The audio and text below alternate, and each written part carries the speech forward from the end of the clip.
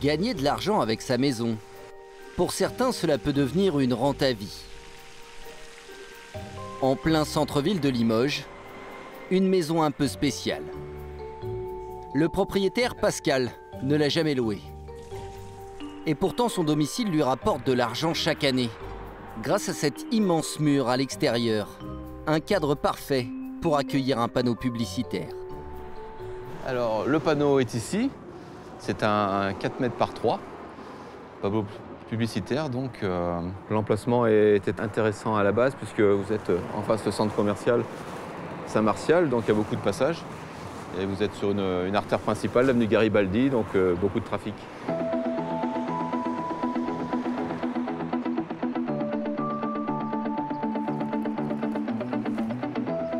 Un panneau publicitaire de 12 mètres carrés au total, immanquable, et qui apporte un revenu fixe chaque mois à Pascal. C'est une société d'affichage qui lui loue cet emplacement à l'année, et cela dure comme ça depuis 24 ans. Alors, à l'origine, en 1992, le loyer de départ était de 7 500 francs. À l'époque, c'était encore des francs. Et aujourd'hui, donc le renouvellement du bail, nous sommes à 2 400 € l'année. Ce qui fait un peu moins de 200 € par mois. 200 € par mois, une somme qui paraît modeste. Mais après plus de 20 ans, cette affiche a permis à Pascal d'empocher plus de 40 000 € sans aucun effort. Un filon lucratif que seuls quelques milliers de particuliers peuvent exploiter. Mais heureusement, il en existe bien d'autres, accessibles à tous. C'est une nouvelle demande, rentabiliser sa maison tout en y vivant. Pour vous y aider, les concepts se multiplient et révèlent les ressources insoupçonnées de votre logement. Garde-meubles. Voilà, tous vos meubles sont là. Espace de travail, location de courte durée. Un propriétaire ou même un locataire peut espérer empocher quelques dizaines d'euros par mois pour stocker des affaires, jusqu'à près d'1 millier par jour, en offrant le confort d'un appartement convoité. Vous aurez des demandes de réservation en masse. C'est important d'être là au bon moment. Désormais, se cache dans chaque recoin de votre maison un moyen de donner de la valeur à vos précieux mètres carrés. Et si en 2016, votre maison payait vos factures ?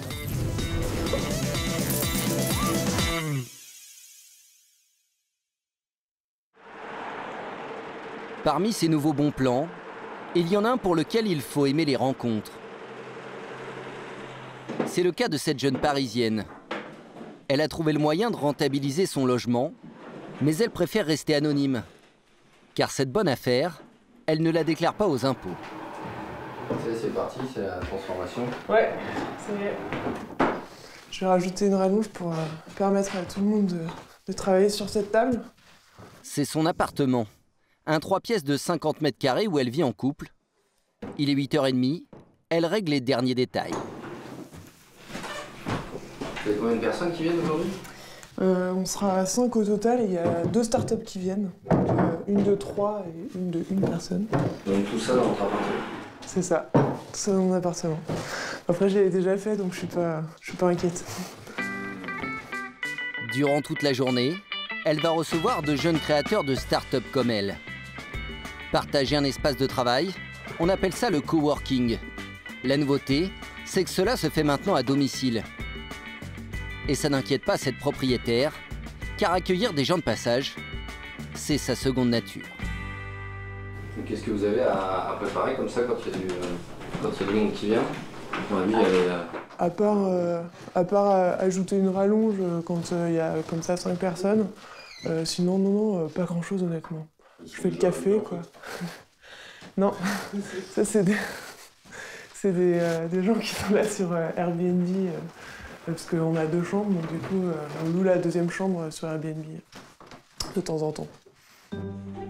Comme des dizaines de milliers de Français, elle gagne de l'argent en louant son appartement ou juste une de ses chambres via la plateforme Airbnb. En moyenne, cela lui rapporte 700 € par mois. Et depuis plusieurs semaines, elle s'est laissée séduire par ce nouveau concept où elle reçoit chez elle des gens sans bureau fixe. 9 h, à peine le temps de finir son petit déjeuner.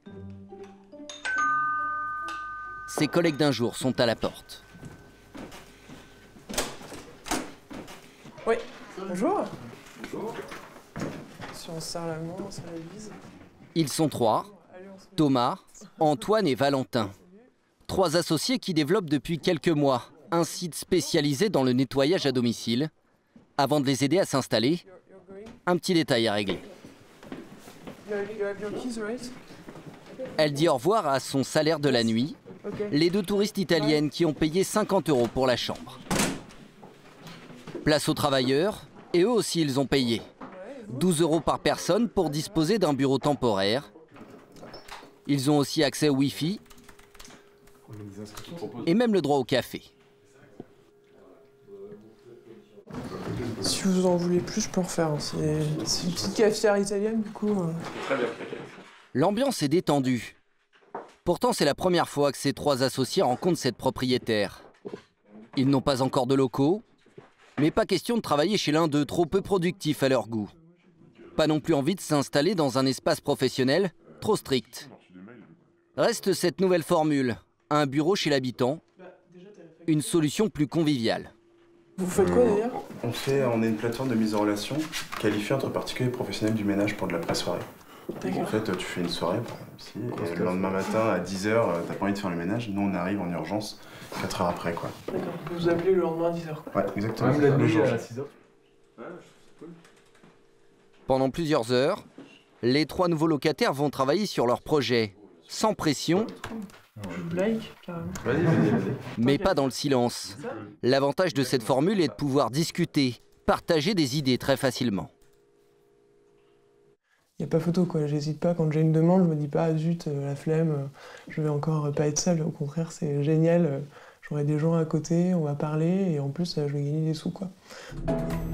Si ces 3 travailleurs nomades ont pu s'installer dans son salon, c'est parce qu'elle a mis son appartement en location sur le site Office Rider. En français, les surfeurs de bureau. Et le calme de son logement est très demandé. Ce matin-là, Clotilde sera la 4e à louer pour 12 € l'appartement pour y travailler toute une journée. Dernière arrivée, elle doit s'installer sur le canapé. Elle découvre les lieux et des collègues parfois inattendus. Oh mon chat, excellent. Et du coup, c'est quoi sa boîte? Le chat, il est là gratuitement. Il est gratuitement? Je me fais avoir, moi, alors, dans cette histoire. 12 €, c'est pas très cher. Non, ça va. Non, franchement, c'est cool. Raisonnable pour les locataires, mais surtout très rentable pour le propriétaire. Avec 4 personnes installées chez elle, cela lui assure 48 € en une seule journée. Transformer son salon en bureau éphémère une dizaine de jours par mois peut permettre d'empocher 500 € en moyenne. En combinant location de sa chambre et le partage de son salon, cette jeune femme gagnerait jusqu'à 14 000 € par an qu'elle devrait déclarer en plus de ses salaires. Après un abattement de 50% sur ce qu'elle peut gagner avec son appartement, selon nos estimations, son impôt sur le revenu dépasserait 7 000 € au lieu d'environ 4 000 aujourd'hui. Cette propriétaire n'est pas un cas isolé. 85% des Français qui tirent des revenus de ces sites de particulier à particulier feraient la même chose. Pour contrer ce manque à gagner fiscal, les règles changent. À partir du 1er juillet, les plateformes devront vous envoyer un récapitulatif de tous vos gains. Et même si le fisc n'en aura pas la copie, il sera plus difficile en cas de contrôle de feindre l'oubli. Il faut dire que les moyens de gagner de l'argent avec son logement se multiplient. Certains vont même très loin, en s'attaquant à des géants d'un secteur qui pèse 200 millions €, celui du stockage. Shurgard, une pièce en plus, Homebox, des immenses entrepôts qui permettent de stocker des cartons, des meubles. Et aujourd'hui, vous allez le voir, ces sociétés sont menacées par des particuliers qui souhaitent rentabiliser le moindre mètre carré.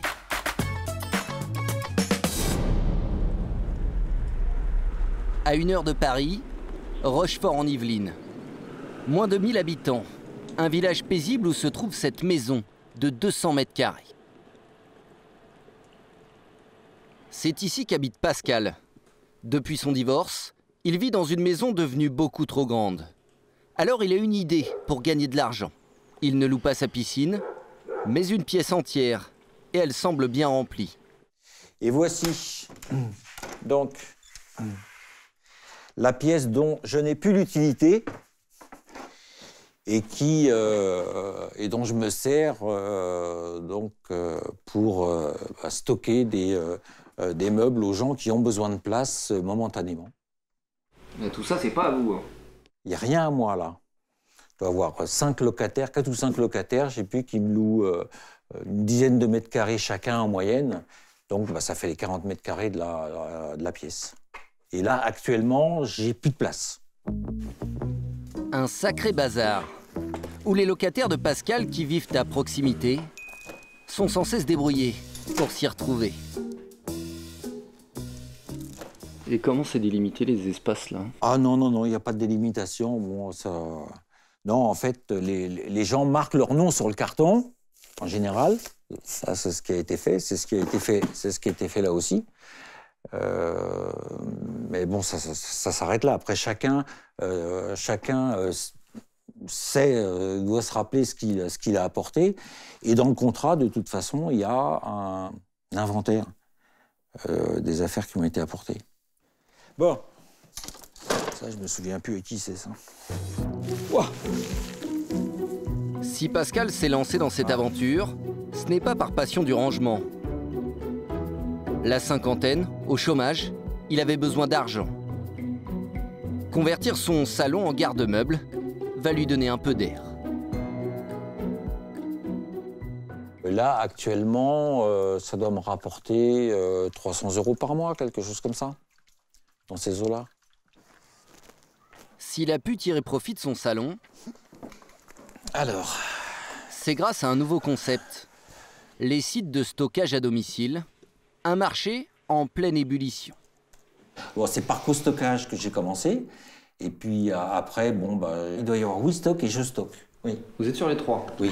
Je me suis dit, augmentons les chances, effectivement, que mon annonce soit vue et donc mon espace loué. Et à lire l'annonce de Pascal, son ancien salon serait même un lieu de stockage d'exception, rien que ça. Mieux qu'une cave, car c'est une pièce à vivre, saine et non humide. Mieux qu'un grenier ou une chambre, située en rez-de-jardin, ni escalier à monter, ni ascenseur à prendre. À lire l'annonce, c'est le grand luxe du stockage, là. Oui, bon, c'est un petit peu l'objectif recherché. Vous proposez un produit aussi bon que, même mieux que certains professionnels? Moi, je pense que mieux que certains professionnels, oui. Un service professionnel à quelques détails près. Contrairement aux entrepôts spécialisés accessibles toute la journée, chez Pascal, il faut prendre rendez-vous. Sonia habite à quelques kilomètres. Le temps que les travaux se terminent dans son nouvel appartement, elle entrepose ici une grande partie de ses affaires. Voilà, tous vos meubles sont là. Ouais. Comme convenu, ils n'ont pas bougé. Aujourd'hui, elle ne vient récupérer que quelques vêtements. Vous l'avez mis en... Alors, il faut que je retrouve un carton. J'ai ma fille qui m'a demandé ses déguisements là, pour Mardi Gras, j'étais bien embêtée. Et puis non, je voudrais prendre des manteaux, parce que j'ai pas pris grand-chose. Les manteaux et les déguisements sont tout au fond. Problème, Pascal a exploité le moindre mètre carré de sa pièce et n'a prévu aucun passage entre les affaires de chaque locataire. On peut escalader? Le parcours est périlleux. En équilibre, entre son réfrigérateur et des colonnes de carton, Sonia va tout de même réussir à s'approcher de son objectif. 2 cartons.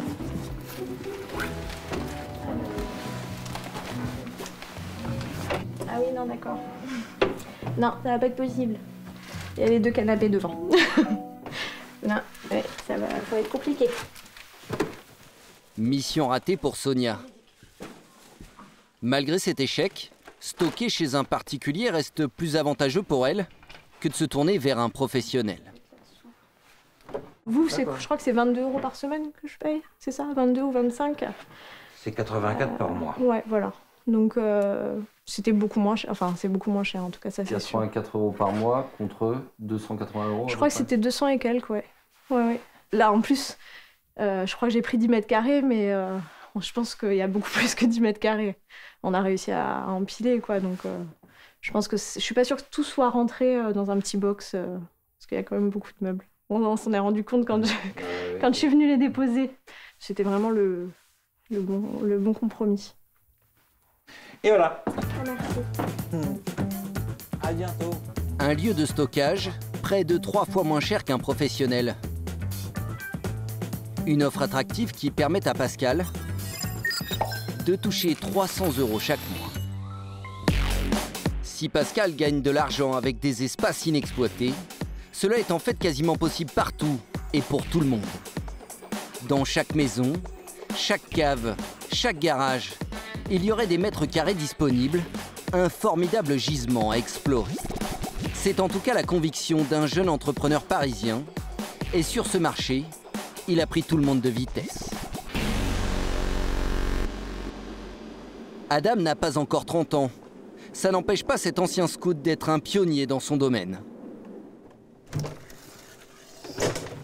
Un jour, il s'est retrouvé bien embêté pour entreposer tout le matériel de camping de son groupe. Mais c'était pour stocker quoi alors? C'était pour stocker, voilà, exactement du matériel comme ça, des tentes. Ça, c'est une tente patrouille 8 places. C'est très lourd, ça doit faire 20 kilos. C'est très encombrant. De la vaisselle, comme ça, des grandes casseroles, des malles, comme ça, en métal. Sans lieu de stockage, il va alors tenter son joker et passer un coup de fil à un ami. Il lui emprunte sa cave, une solution de dernière minute qui va l'inspirer. J'ai eu l'idée de faire du co-stockage, c'est-à-dire d'utiliser de l'espace qui est inexploité pour y entreposer des affaires qu'on ne sait pas où mettre. Et puis, c'est aussi à l'époque où on a commencé beaucoup à parler de consommation collaborative, donc de ces plateformes qui mettent en relation des particuliers, Airbnb, Blablacar, Drivey, etc. Et donc, je me suis rendu compte que ce modèle qu'on voyait et qui fonctionnait bien pouvait être appliqué à un autre secteur qui était celui du stockage. En 2013, Adam se lance avec un associé. Ils misent toutes leurs économies, 45 000 €, et créent costockage.fr. En moins de 2 ans, le site s'est imposé comme le leader en France avec 3500 annonces. Malgré cette réussite, l'entreprise de 10 salariés n'est toujours pas rentable. Alors certains soirs, Adam part avec son sac en bandoulière, convaincre des gens qui souhaitent mettre à disposition un espace, mais qui hésitent encore. Bonjour. Ça va? Adam, co-stockage. Anne-Sophie, enchantée. On descend la cave? Ouais, merci. Anne-Sophie travaille pour une marque de lingerie. Elle vit dans cet immeuble de la région parisienne. En plus de son appartement, elle dispose d'une cave qu'elle n'utilise quasiment pas. Elle aimerait bien gagner de l'argent avec. Désolée, c'est un peu... c'est très protégé ici. La cave est au 2e sous-sol. Anne-Sophie n'a aucune idée de ce qu'elle pourrait lui rapporter. Alors, ça, c'est notre cave. Parfait. C'est une belle cave. L'endroit paraît pourtant banal. Une cave comme il en existe des millions. Mais Adam va tout de suite rassurer Anne-Sophie sur la valeur de l'endroit. Ouais, on doit pouvoir faire autour de 12 € du mètre carré. Pourquoi? Parce que c'est un espace très sec, comme vous voyez, il n'y a aucune trace d'humidité, avec un sol en béton, extrêmement sécurisé. Vous avez vu, on a passé, je sais pas, 4 ou 5 portes pour y arriver. 12 € du mètre carré par mois, un chiffre assez faible, en apparence seulement. Car Adam va faire miroiter un profit annuel beaucoup plus séduisant pour Anne-Sophie. Oui, c'est ça, on est sur 570 € par an. Ah, c'est bien, ça fait un billet d'avion. Ça fait un billet d'avion. Même plus. Ça fait un billet d'avion, ou ça fait 1 heure de femme de ménage par semaine, ou enfin c'est bien. Vous attendiez à ça? Non, C'est marrant, je m'attendais à pas grand-chose, parce que c'est vrai qu'une cave, on n'y pense pas. Et arrondir ses fins de mois comme ça, c'est génial. J'ai rien à faire, quoi. Une bonne affaire sans rien faire. Anne-Sophie semble emballée. Mais avant de s'inscrire, elle a une dernière inquiétude. C'est bon. Au niveau de l'assurance, je préfère savoir ce qu'il y a dans ma cave, en fait. Ça me rassure. Et comment ça se passe aussi? Il faut que je prévienne mon assureur. Vous n'avez rien à faire de plus que de créer votre annonce sur le site. D'accord. À partir du moment où la location se fait au travers de la plateforme, vous allez être assuré, les objets qui sont stockés sont assurés. D'accord. Et l'espace dans le cadre du co-stockage sont assurés également, est assuré également. Et donc du coup, moi, ça me coûte quoi en soi? Ça vous coûte rien.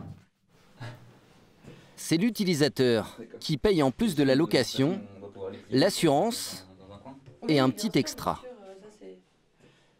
Nous, on prend une commission qu'on fait payer au locataire, qui paye un peu plus que le loyer que vous allez fixer. D'accord. Et cette commission sert à payer effectivement cette assurance, le service client qui est ouvert même le dimanche, le fait qu'il y a un site qui fonctionne et qui tourne bien, etc. La commission d'Adam peut atteindre 20%. Aucun frais donc pour les propriétaires, un bon plan. Anne-Sophie pourrait décider d'en profiter d'ici quelques semaines. À bientôt. Oui, exactement. Merci à bientôt. beaucoup. Au revoir. Au revoir. Merci. Co-stockage, coworking, des nouveaux concepts pour rentabiliser le moindre mètre carré chez soi. Un phénomène lancé il y a déjà quelques années par une révolution. La location de son propre logement pour une nuit ou plus. Une mine d'or dont profitent déjà des centaines de milliers de Français. Mais dans quelques semaines, il y a un événement qui peut rapporter gros à bien plus de monde. L'Euro de football. C'est la grand-messe du football européen. Elle se déroule tous les 4 ans. Et cet été, c'est en France. Paris, Marseille, Bordeaux, 10 villes au total vont accueillir la compétition. Parmi les sites sélectionnés, certaines communes souvent oubliées par les flux touristiques. L'Euro 2016 change la donne pour elle, car il faudra loger pendant un mois plusieurs millions de supporters. Une occasion exceptionnelle pour louer son domicile. Notamment à Lille. Ce soir-là, dans le quartier historique, 100 jours avant la compétition, un autre match a déjà démarré. Messieurs, dames, bonsoir. Merci beaucoup d'avoir répondu à notre invitation. Bienvenue. On va parler location de vacances ce soir, on va parler Euro 2016. Vincent Vermus est le directeur d'Abritel, un site de location de vacances entre particuliers. Face à lui, des propriétaires de la région. Enjeu de la rencontre, les convaincre de choisir sa plateforme plutôt que celle de son grand concurrent Airbnb. Et pour ça, Vincent a un argument choc. Très content d'être sponsor national de l'Euro et concrètement, on est fournisseur officiel d'hébergement pour les supporters. Le message est clair pour les propriétaires. Votre appartement peut vous rapporter de l'argent. Car avec ce coup de projecteur, selon Vincent Vermus, chaque annonce aura une visibilité extraordinaire auprès des supporters. Si vous venez chez nous, dès demain, vous aurez des demandes de réservation en masse. Et là, on parle de centaines de milliers de personnes en cumulé pendant tout l'événement. La plupart des invités sont des utilisateurs du site, qui avaient déjà réservé des logements pour partir en vacances, mais jamais mis en location le leur. Pas très familiers d'Airbnb non plus, ils redoutent de louer à des gens de passage, qui plus est des supporters, et leur mauvaise réputation. J'ai une question qui est épineuse. On sait à quel type, par rapport à la Coupe d'Europe, on sait à qui on a affaire. À des gens très... Moi, par exemple. Non. Au niveau du milieu, je parle. Au niveau, ça dépend des supporters. C'est un peu problématique. Moi, c'est ma principale inquiétude. Je ne tiens pas à avoir ma maison rincée par des Anglais un petit peu en goguette. 1-0 pour les proprios. Je peux comprendre. Ça peut aller très vite. Je peux comprendre cet a priori. La contre-attaque pour Vincent n'est pas évidente. Il faut tuer les idées reçues et les clichés sur les supporters de football. Il n'y a aucune raison que ça ne se passe pas bien. Et encore une fois, à ma connaissance, les supporters de football, c'est vous, c'est moi, ce sont mes enfants, mes cousins. Donc moi, mon conseil, il est très simple. C'est de considérer les supporters comme n'importe quel touriste et de prendre les mêmes précautions qu'avec n'importe quel touriste. Des choses très simples, il faut toujours demander une caution conséquente. Et bien évidemment, une caution, c'est une caution remboursable si l'appartement ou la maison est rendu dans le même état que quand vous l'avez mise à disposition. Mais attention, le match n'est pas terminé. Nouvelle attaque des propriétaires pour connaître un élément essentiel à leurs yeux. Je ne sais pas si les gens présents, s'ils sont de l'île intramuros, moi ce qui m'intéresse, c'est de savoir qu'est-ce que ça peut me rapporter. Vincent a une parade pour ramener les propriétaires dans son camp. À 3 mois du coup d'envoi de l'euro, il n'y a déjà plus aucune chambre de libre dans les hôtels.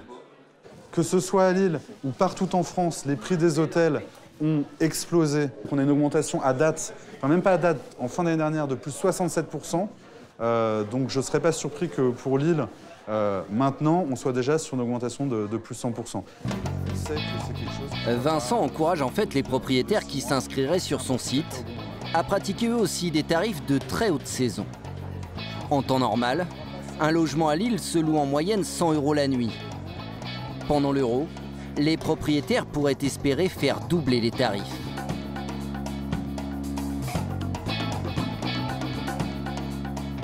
Après une demi-heure de débat sur les joies de la location, fin du match et des réactions à chaud plutôt positives. Vous êtes convaincu de le faire ou pas encore là? Oh, on est... 50-50. Ouais, on est assez partant. J'ai confiance, je sais que je vais louer. Au moins une semaine. Et après, en réfléchissant, pourquoi pas avoir je sais pas, une démarche intellectuelle à faire. C'est vraiment le bon moment pour le faire. Un petit temps de réflexion pour certains. D'autres n'ont pas hésité à saisir l'occasion offerte par l'Euro 2016, séduits par la possibilité de faire exploser les tarifs. Et c'est le cas à Saint-Étienne, une ville qui vibre pour le football, évidemment pour les Verts. 4 matchs de l'Euro se dérouleront dans son stade, dont un 8e de finale.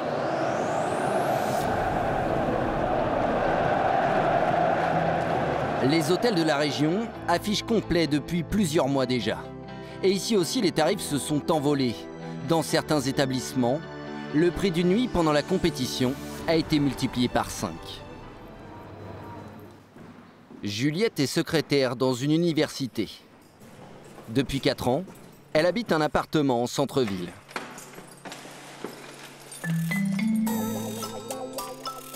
Elle vit dans 110 mètres carrés. Avec elle, ses 3 enfants.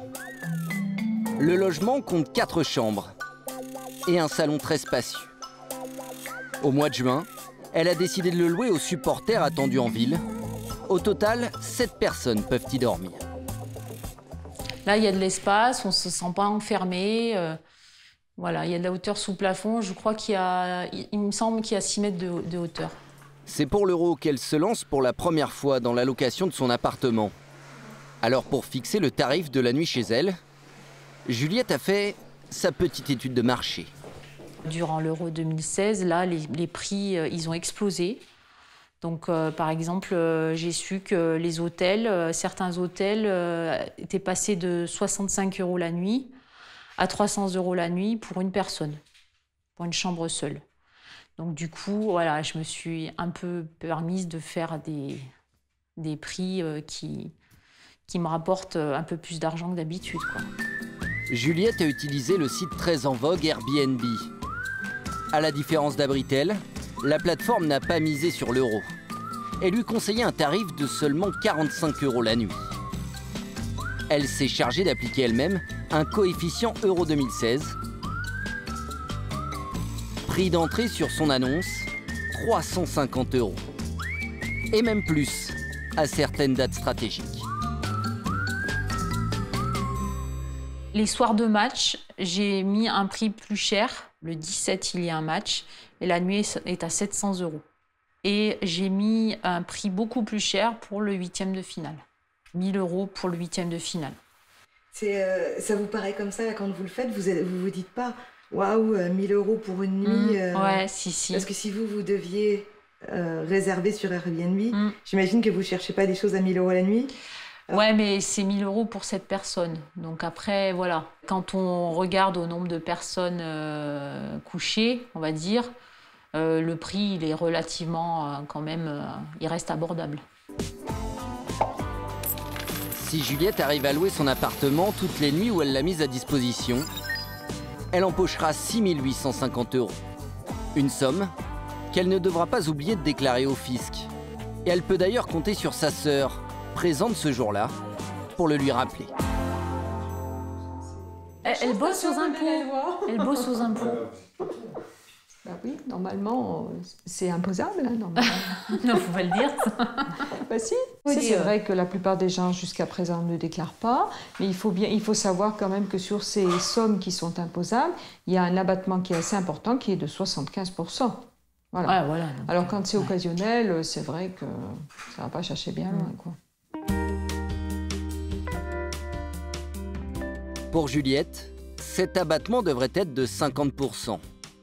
Même en déclarant ses gains aux impôts, son appartement lui rapportera plusieurs milliers d'euros. De quoi rembourser en seulement 2 semaines 1 an de son prêt immobilier.